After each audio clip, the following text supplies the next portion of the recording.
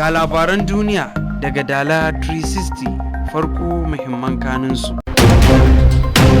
Gwamnatin Sokoto ta sallami hakimai guda 15 bisa zarginsu da taimakawa wajen rashin tsaron satar filaye da sauran laifuka. Rahotanni sun nuna cewa hukumar EFCC mai yaƙi da masu karya tattalin arzikin ƙasa ta kama tsohon ministan sufurin jiragen sama Hadi Sirika. Daga ƙetare, ma'aikatan tsaron fararen hula a zirin Gaza na ci gaba da tono gawarwakin mutane daga wani ƙaton kabari da ta gano a asibitin Nasser da ke yankin Khan Yunis.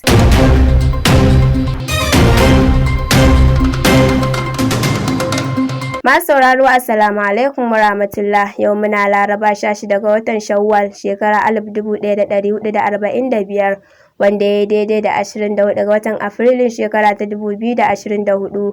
Kanin labaran ku saurara yanzu ga cikakkun su tare da ni Sadiya Abdulrahman Ibrahim.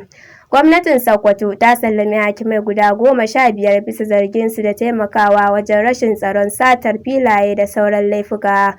An sallami hakimai 9 daga mukaminsu bisa zarginsu da rashin biyayya da taimakon rashin tsaro da satar filaye da kuma karkatar da dukiyar jama'a da sauran laifuka. Waɗanda aka sallama sun haɗar da hakimin unguwar Lalle, Yabo, Wamanko, Tulluwa, Illela, Dogon Daji, Kebbi, Alkammu da kuma hakimin Gyawa. Gwamnatin jihar ta kuma sauke wasu hakimai 6 da tsohuwar gwamnatin jihar ta naɗa. Rahotanni sun nuna cewa hukumar EFCC mai yaƙi da masu karya tattalin arzikin ƙasa ta kama tsohon ministan sufurin jirgin sama Hadi Sirika. EFCC ta kama sanata Hadi Sirika ne kan zargin badakalar naira biliyan 8.6 a zamanin tsohon shugaban ƙasa Muhammadu Buhari. Wasu jami'an hukumar sun ce an kama shi ne a ci gaba da binciken da EFCC ke yi kan ma'aikatar sufurin jiragen sama a lokacin shugabancinsa. Hadi yana fuskantar zargin almundahanar kwangila, karkatar da kuɗaɗe, amfani da ofishinsu ta hanyar da bata dace ba da kuma safarar kuɗaɗen haram. Kuna sauraron labaran ne daga Dala 360 tashar albarka. Za ku iya bibiyar mu ta shafukanmu na sada zumunta kamar su YouTube, TikTok, Instagram a Dala 360 da kuma Facebook jaridar Dala. Sannan za ku iya turo mana da ra'ayoyinku akan labaran da kuka saurara ta lambar WhatsApp 09121684474. Ku dakace mu.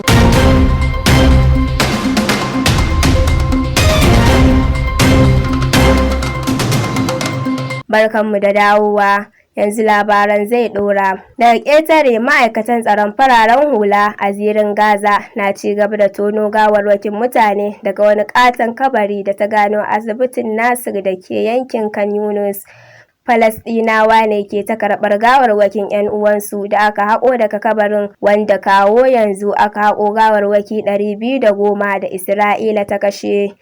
Wata matar aure mai suna Umma Muhammad Alharazin na ɗaya daga mutanen da suka je asibitin cike da fatan samun labarin mijinta.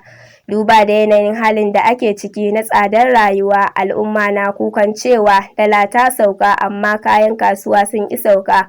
Ga wakilinmu Umar Ishaq Umar Sharaɗa da ci gaban rahoton. Duba da yanayin halin da ake ciki na tsadar rayuwa da ƙarin farashin dala, al'umma na cewa farashin dala ya yi ƙasa amma kuma kayan masarufi sun ƙi yin ƙasa har yanzu. Mun ji ta bakin al'ummar kasuwar kantin kwari inda suke bayyana mana cewa babu abin da za mu ce sai dai mu ce inna lillahi wa inna ilaihi raji'un, domin mun tsinci kanmu a cikin wani yanayi wanda mun kasance kayan da ake siya na 500,000 ya koma 600,000, 700, wani ma ya koma har kusan 800,000. To an zo an tsinci kai kuma a yanayin da kayan ya saukar da ta wuce hankali, kuma aka zo aka dinga samun matsala da masu siya da masu siyarwa. Duk da ya alhamdulillahi mu ba abin da za mu ce da Allah, mu dai kantin kwari sai dai mu ce alhamdulillahi, muna gode wa Allah. Yau in kaya suka tashi ana samun tashinsu, yau in suka sauka insha Allah ta'ala, ni dai a kamfanin da nake muna samun saukar kaya. sabanin wasu kayayyakin sai dai ka ji labari an ce wai shinkafa ta sauka, wai taliya, sai ka zai siya sai ka ji ba haka bane. Al'umma da yawa a baya sun saki jiki, sun mallaki kaya bisa kuɗi masu yawa, suka mallaki kaya suka zuba a shagunan su, suke fama suke kokarin sai da su yau da gobe. To kuma sai Allah ya kame ni na rayuwa da ake cewa dala ta sauka, ta dawo farashi mafi kankanta. To kuma a yanzu ake ta kai da kawo akan ciniki da mai siya da mai sayarwa, akan yanzu ake ta zuwa aje a dawo. Allah ya kyauta. Ƙarshen rahoton kenan. Umar Ishaq Umar Sharaɗa daga Dala 360. An gaida Umar Ishaq Umar Sharaɗa da wannan rahoto.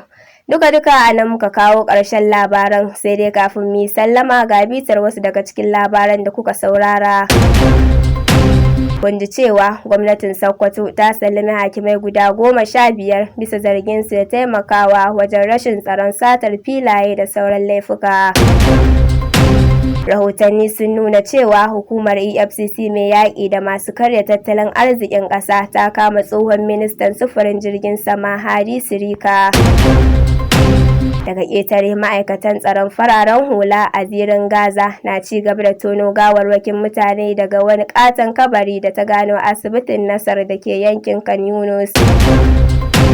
Karin maganar mu a yau cewa yake haƙuri mai tadda rabo. A madadin sashen labarai da al'amuran yau da kullum na Dala 360 tashar albarka, musamman wanda ya tattara labaran ya kuma tace su, Mustapha Abdulmumin Gyaɗi-Gyaɗi, sai Umar Ishaq Umar Sharaɗa ya sada ni da ku, sai ni da na karanto Sadiya Abdulrahman Ibrahim nake cewa ku ci gaba da kasancewa da Dala 360 tashar albarka.